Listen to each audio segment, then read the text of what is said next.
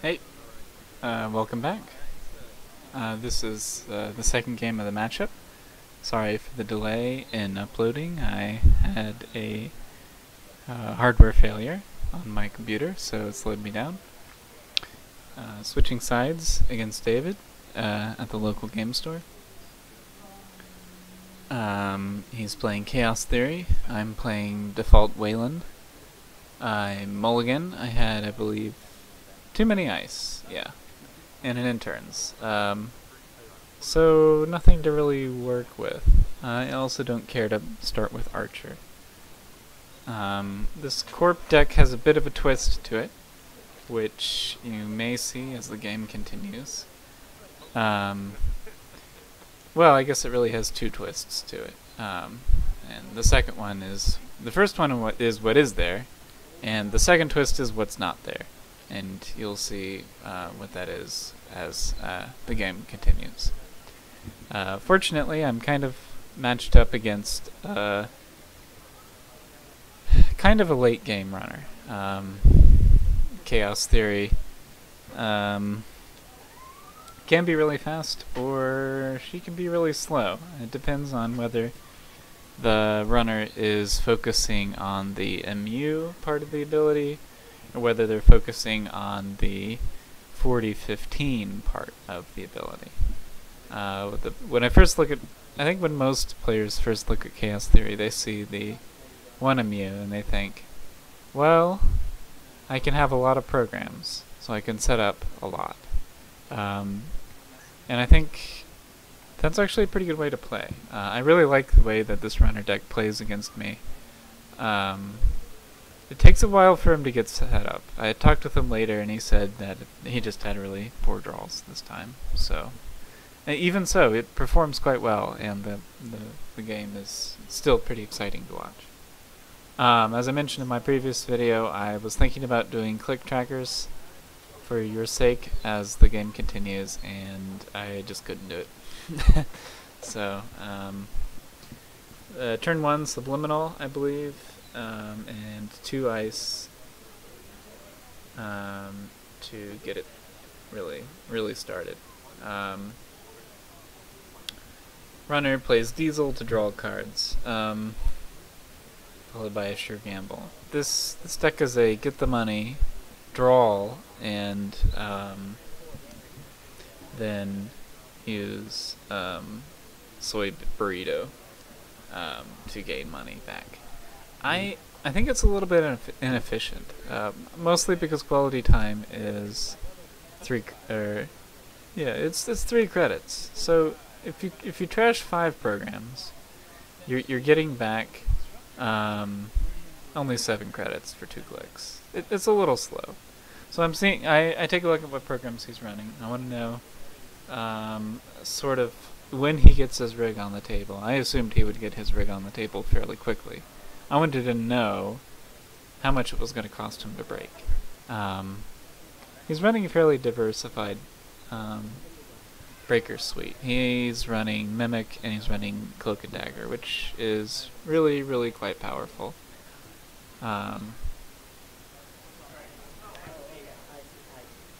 So he's starting to build up some money, and he's sitting on a lot of programs in the heap.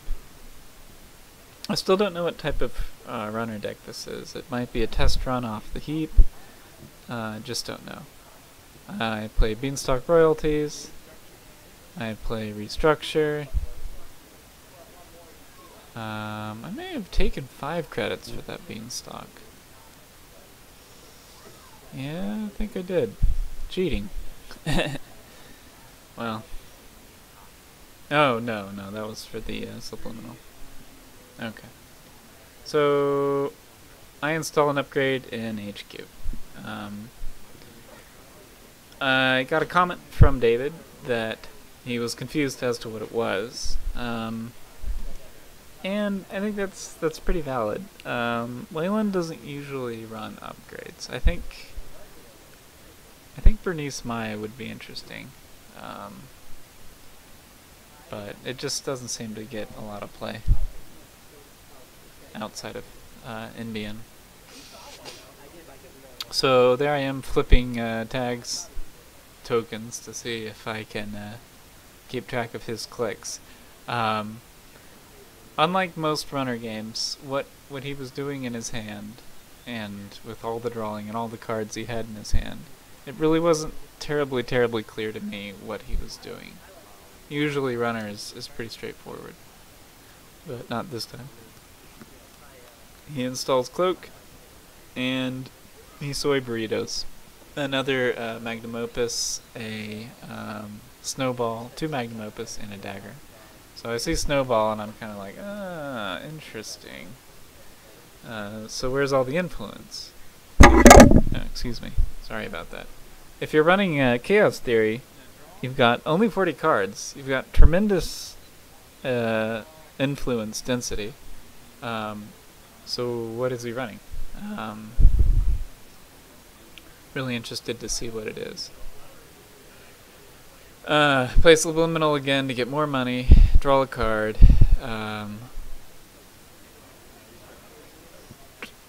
Play another Restructure. I'm sitting on an enormous pile of money. Runner just isn't running. So the money just keeps getting bigger and bigger. No res dice. No C-Source yet.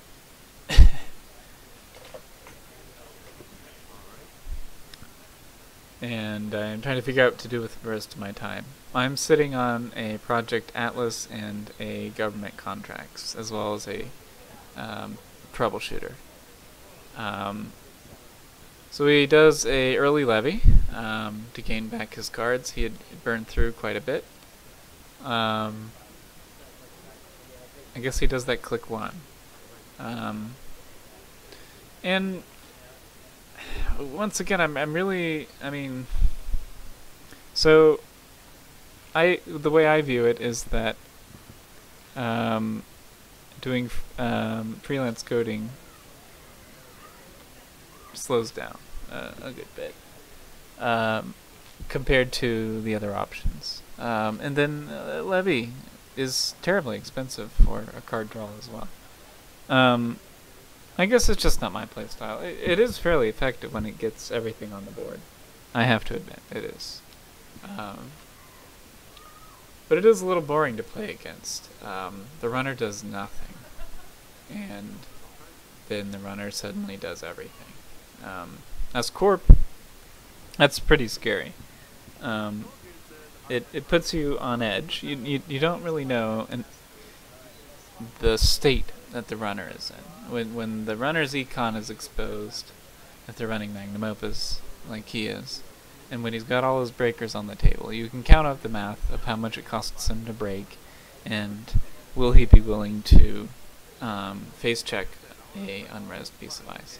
But when he's got nothing on the table, it's really hard to kind of keep track of that. So I'm really still nervous about playing 3-point agenda, 5-3, or even the 2-point agenda.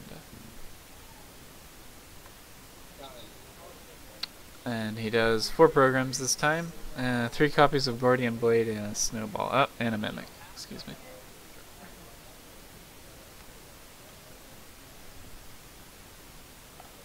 I think at this point he had intended to kind of pull in the cards that he's been looking for this whole time, and it's really taking him longer to find what he's looking for than he was expecting.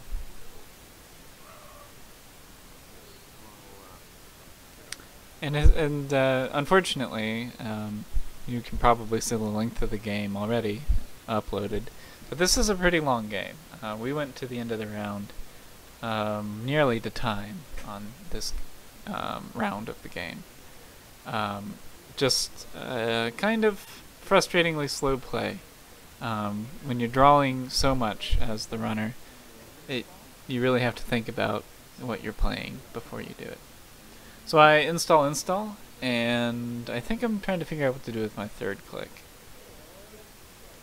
I install another piece of ice. So bam! Remote server. Is the unresed card in it, an agenda. Is it an upgrade? What is he going to have to go up against? Well, I'm going up against the runner drawing again. I really think I have a scoring window. I am super paranoid about inside job, though. So I install 2 pieces of ice.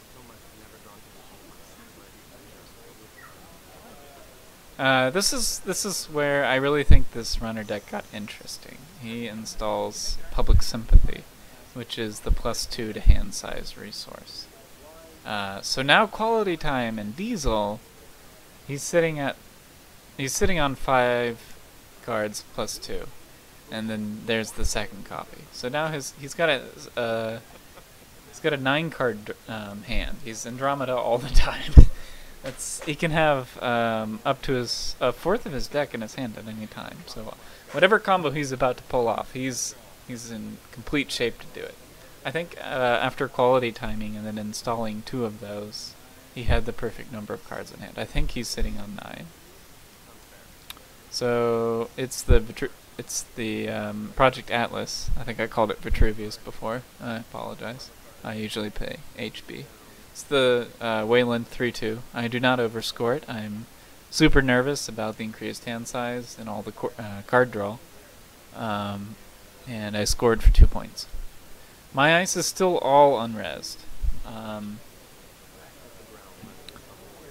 So I'm sitting on 23 credits, and I'm perfectly okay with that. This deck is kind of untested. I usually don't play Weyland. Hardly play Weyland. And so kind of sitting around doing nothing. And I've got some really cool tricks up my sleeve, and I'm just waiting for the runner to kind of make a run, right? He hasn't actually made a run yet. So he's Soy Burritos again. Let's see what cards he's getting rid of. He's sitting on just an absolute bundle of cards in his grip. Alright, what this time? What this time?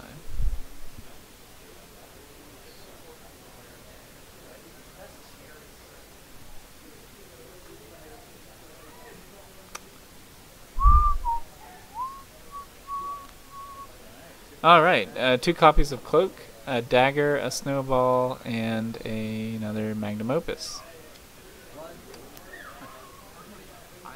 So, I'm kind of weirded out about that. If I'm running Cloak and Dagger, and all the ice is unresed, I'm not sure I would get rid of 2 copies of Cloak. He may be sitting on another Levy, but those, I mean, if you want to get up and running, those cards really kind of pull it off. So I install Advance. I believe that is the government contracts. And I'm getting ready to score it. If I can advance this, I'll be 2 points away from winning, and in really, really good shape. And the runner's just not putting any pressure on me, so I feel completely safe doing this. But there goes the Monolith. So it's a Chaos Theory Monolith deck. He pulls in up to 3 cards from his grip and discounts their install. So bam, instant rig. He installs Dagger, I believe, for free. He installs Corroder. He does have a Corroder. And he installs Magnum Opus. So wow, he's really pretty much set to face check anything. He puts his Magnum Opus under his Monolith to indicate he's using his spare MU. I get it.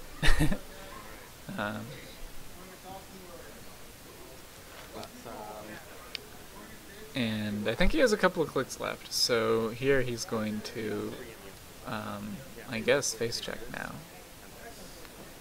He does have 1 credit on cloak. I don't believe he puts it on the card. In fact, he goes ahead and checks that remote. So I'm looking at it and I'm thinking, is it worth it? I don't really know. But then I go for it. It's an archer and it only has 1 cloak installed. So I want to spoil his fun.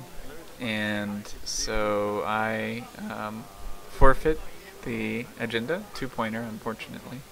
And there is archer. So I take his magnum opus and his dagger. Most expensive installed breakers. So that sucks for him. But it also sucks for me. I'm down the 2 points. If I didn't have to res that archer, or if it wasn't really to my advantage to res that archer, then I would be very, very close to winning the game with 5 points. So I put him in kind of an unfortunate situation. He plays Sure Gamble to gain back some of the lost money from Monolith. I draw a card, I gain a credit from... I guess, no, I do not gain a credit from Subliminal. He made a ran. So I'm up to 3 points with government contracts. He still hasn't checked my other centrals, or my centrals at all, though. And most of his rig, most of what he was trying to accomplish with the Monolith is kind of gone. So I'm showing off my hand here. I've got Off the Grid, and I believe I have Corporate Troubleshooter, and I've got a Caprice Nisei in hand. So those are really the trick to the deck. Off the Grid on the remote to make it super, super hard to get into. And then Caprice Nisei to just make the run on HQ to get rid of Off the Grid a pain. A super pain. The Corporate Troubleshooters, they're exactly for Archer. If I can upset the calculation on Archer, it's very painful ice to check. Here I make, unfortunately, a grievous error. I'm doing pretty good on money, and I don't really feel like resing that ice. I believe it's, I think it's a hive. I don't res it, and I'm thinking, 2 axes, how bad could it be? And the answer to that is always much worse than you'd like. The first one's a NAPD, and the second one is government contracts. Oh, feels really bad. So now he's up 5 points. Really unfortunate. He top decked 2 agenda points. So I'm like, nope. I install second piece of ice. I install 2 upgrades in the remote. The first one's the Corporate Troubleshooter, and I think the second one is Off the Grid. I don't believe I have any agendas in hand at the moment. So I'm trying to bait him into running against Archer. I know he can't get in with 1 cloak. And what he doesn't know is that I can pay 5 credits and I'm going to kill his programs again and keep him out with the Corporate Troubleshooter. And there I have him pull his second levy out of his heap and put it in his removed from game pile. So I've got run resed piece of ice, Archer. A bit of a slow game. I already have 1 Nisei on HQ. When I lost the 2 agenda points on R&D and he installed R&D interface, I really seriously considered putting another copy on R&D.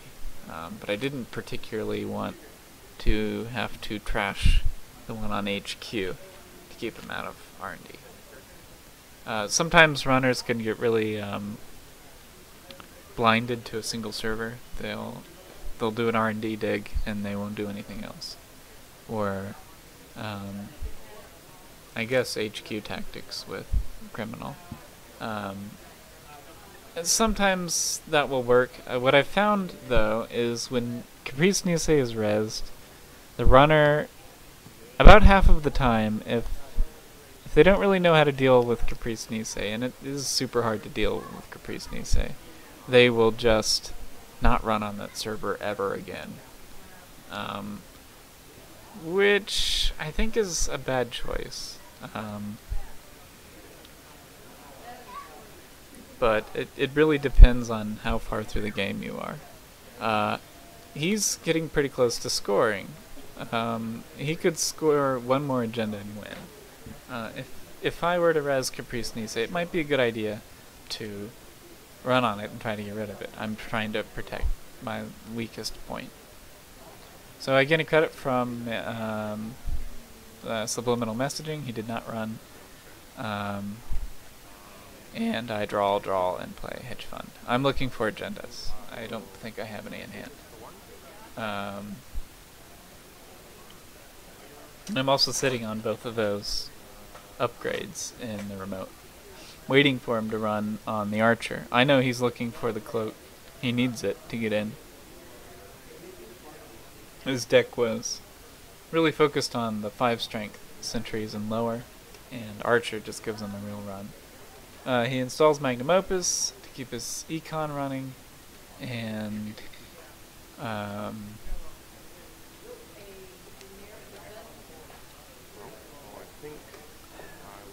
he's still sitting on a maximum of 9 cards in his hand. I believe he's running the Public Sympathy rather than Plascrete, which I think is really fun. I actually really like having cards in hand as a way of avoiding meat damage flatlines.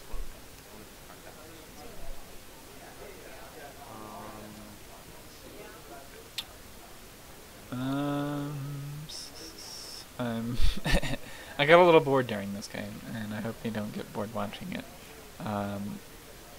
Some of the turns went on and on and on, and were a bit boring for me.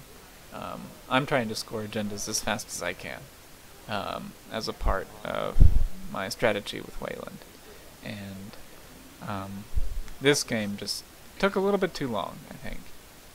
So he installs the second cloak. He's getting ready to make a run on that remote. He thinks he can get in, but then he runs HQ, and I'm like, okay. I don't believe I care to res that ice. And I'm looking at what's in my hand, and I'm just like, I don't really care. But I have so much money, I res it anyway, I guess. Hadrian's Wall. Super annoying ice to go up against. I calculated how much money he had, and I do not res Caprice Nice behind it, because I know he cannot break it. Just as a reminder, I'm sure most of you know, Caprice Nice, the only res window for her before there is no res window after the last piece of ice is resed, and has been broken. If you want to res Caprice Nice, you need to do it during the approach of the last piece of ice. If that piece of ice hasn't ended the run, then there's a really good chance that the runner will elect to not break it and do the check on Caprice Nice. A lot of the runners who don't like to play Caprice Nice's game will not even break. They'll just jack out as soon as she's resed. So there he runs R&D. He forced a second res on me. Unfortunately, it's a second Hadrian's Wall. So I'm down 20 credits for that. A couple of runs. Really hitting my econ in a way that I just can't really handle. Thankfully, though, I do have government contracts scored. So I'm able to bounce back on my econ pretty quickly in situations like this where I go down to 2 credits. So I draw a card, and I believe I gain 4. I just drew a Jackson Howard, so I'm really seriously considering installing it rather than gaining 4. but I do gain 4, so I'm up to 6 credits. I'm gonna draw 1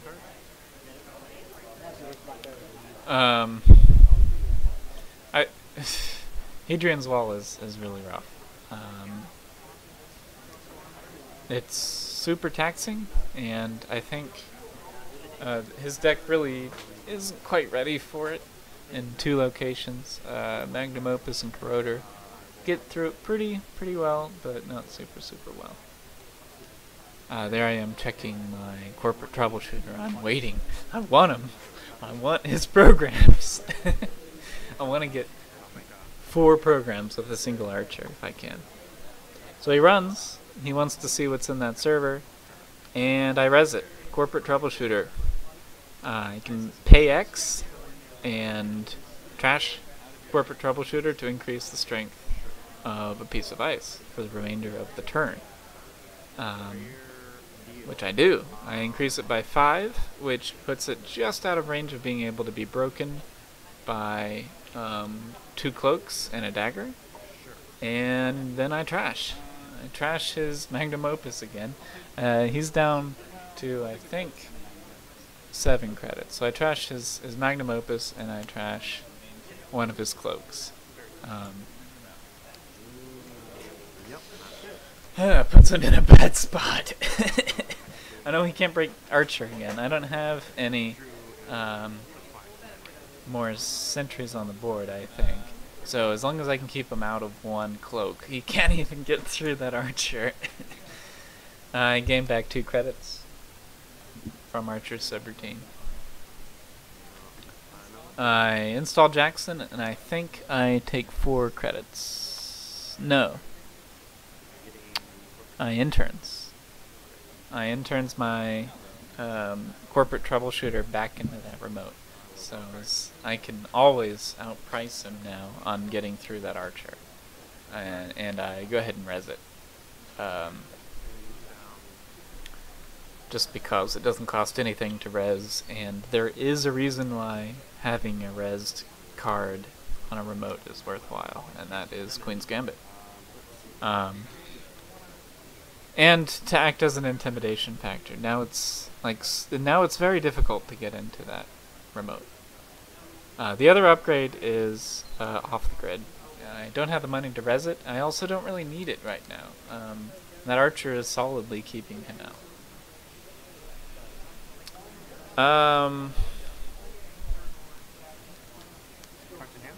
Here is something I think is a bit unusual. Jackson Howard's unguarded on the remote.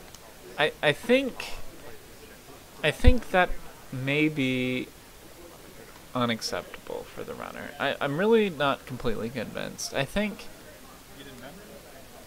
it's easy to assume that all Corp decks have Jackson Howard, and that it's just there for the likes of noise, or it's not really necessary, or it doesn't really contribute.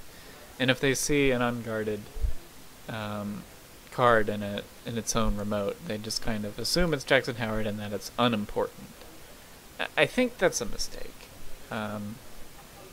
He may have been worried about a snare, but I just don't think it's super important. So I drew a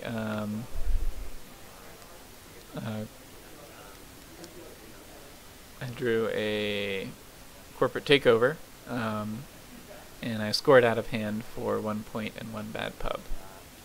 I don't love the bad pub, but I want to make him think that the reason why... Well, I really just want 1 agenda point, let's be honest. But also, as an added bonus, he now thinks that the ice that's behind the Hadrian's wall could be another Archer. And the reason why I didn't res it before was because I didn't have an agenda I wanted to avoid. I think I may be overplaying that because he immediately runs on it and breaks it with Corroder. The Hadrian's Wall. I believe what's actually back there is a next to worthless piece of ice. So not as interesting. Yeah, I don't res it. So he gets to see 2 off the top, 1, 2, no agendas. He's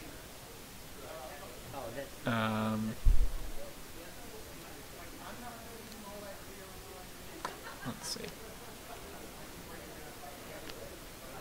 What is he doing? Sorry for the slow commentary. Still figuring out what to do. He can't get in that remote. Definitely can't get in that remote. I way outprice him. He would need 2 more copies of Cloak. And I would have to have less than 10 credits. I could really keep him out if I needed to. The equality times.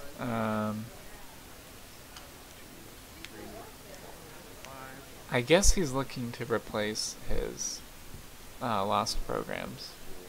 Losing Magnum Opus is a second time is a real loss of momentum. He finds a sure gamble, gets back some of the money. A mandatory draw. I res the Jackson Howard. I still can't find agendas, so I draw 2. I see another off the grid. I really don't need it. Really don't need it. And I believe I do not see any agendas. So I really need them. I draw 2 again. I see ice and ice. So really not what I'm looking for. I do install a 3rd piece of ice. That Hadrian's Wall just isn't cutting it. Bad pub. And Magnum Opus means he can make runs on it pretty frequently. I also think he's focused on R&D. He's running on R&D when it's easier to get an HQ. So I throw away the extra ice. I'm pretty well set on ice now with super taxing ice on each server that I care about. So I just go ahead and throw away the rest of what I have. I do have a Caduceus. Really nice ice. I know he has Mimic, but he doesn't have Mimic installed. So Caduceus against Cloak and Dagger is kind of annoyingly expensive to pay for. It's 3 credits that could be used for other ice on the run. So it's not the most efficient way to break through. And I'm hoping I can get a couple of Caduceus in a row or something similar. I just think it's a solid piece of ice. I'm checking his heap. I'm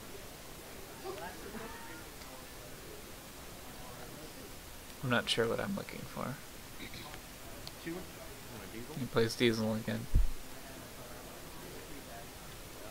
Here is an unres, or here's a res Jackson that's undefended, and I'm using it to draw. I think it's a mistake not to run on Jackson at this point. Because I'm actively using him. It's an asset that I'm using. It only costs 3 to trash. He's got no source of income, to be fair. But I think it's a mistake. I'm not doing anything currently. I'm trying to find agendas. So he installs Nerve Agent. He runs HQ. I guess he's looking for those agendas. As he approaches Hadrian's Wall, I res Caprice Nisei for 2. So now, if he breaks Hadrian's Wall, he will have to do a side check. I think it's a mistake to jack out. I really do.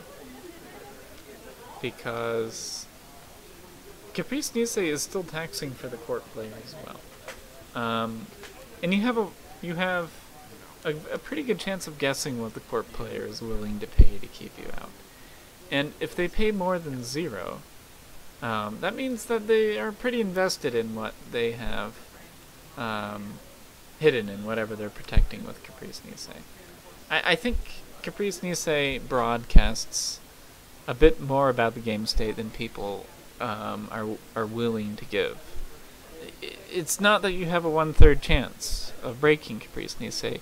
It's that you gain a lot of information about the corp's game state based on the bid. And continuing to force the corp to make that bid not only drains them of however many credits they select, but also describes how important it is. If they're willing to bet 0, then they're either taking a severe risk, or they don't have anything worthwhile on that server, and it's not worthwhile to continue running back. So scrapping more programs for cash. Now that I think about it, I'm not really sure why Snowball is included when he has at least one copy of Corroder. I think he has 2 copies. I'm not entirely sure what this deck's trying to accomplish. Although I think Nerve Agent is an excellent inclusion to the deck. I think Nerve Agent is an excellent card.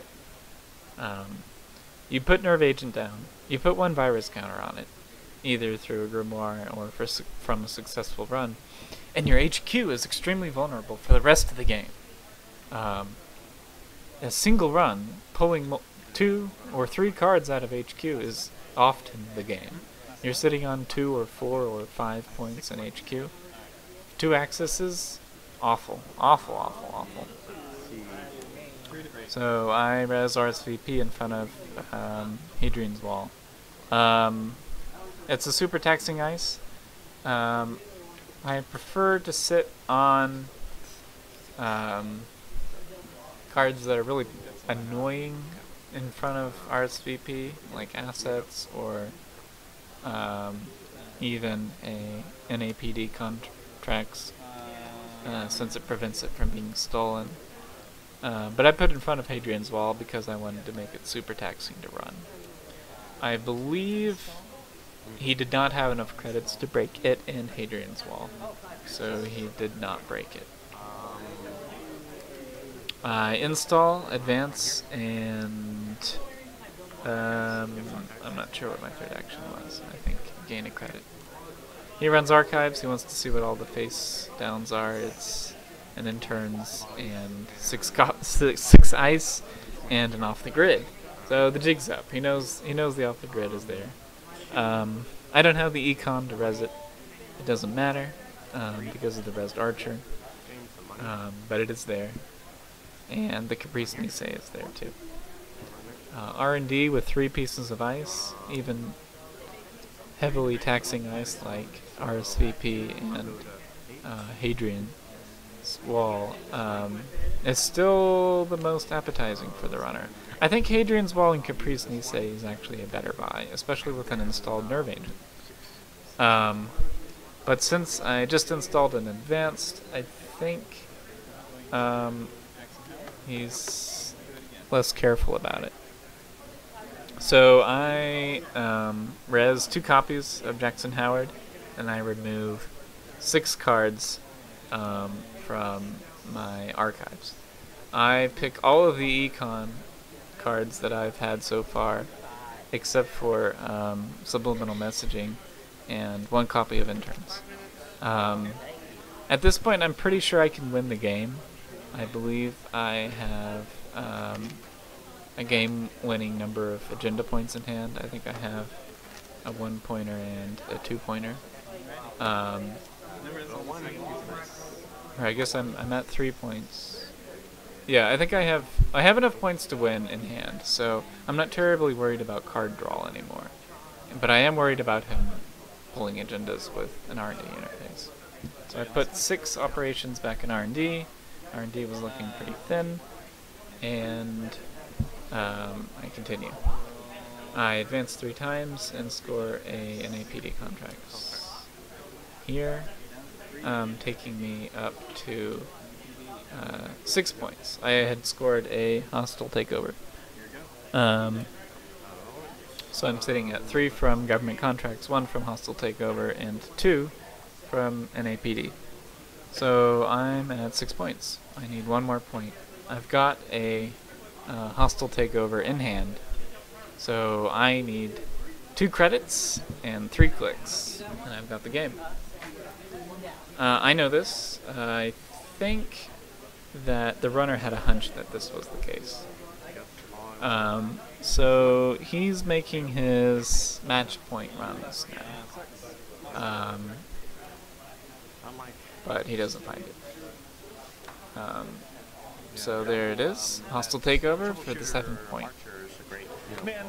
And I think as runner he had an incredibly bad draw. He just didn't get the programs and the monolith in the order he needed to. I think if he could throw out the monolith in the mid-game, it really changes the pace of the game. The secret to my deck was that I was running off the grid and Caprice. I never had to res off the grid because of the archer that just outpaced him in terms of in terms of his killer strength. The trick to the deck is I spent all of my influence on Caprice, Nisei, and RSVP. So I have no way of tagging, and I also have no meat damage in the deck. Sometimes the runner will figure it out, but usually you can get away with no meat damage, but the runner will still play around it, really giving you an advantage. Anyway, thanks for watching.